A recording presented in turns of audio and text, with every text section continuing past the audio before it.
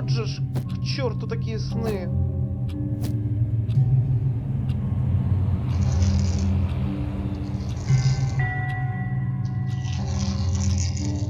Эйша, хватит драть шкаф!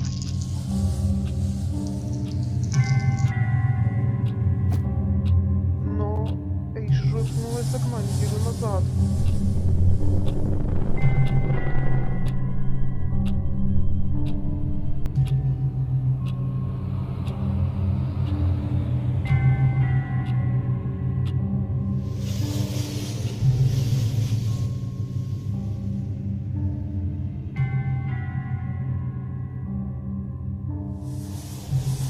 Дом жертвы.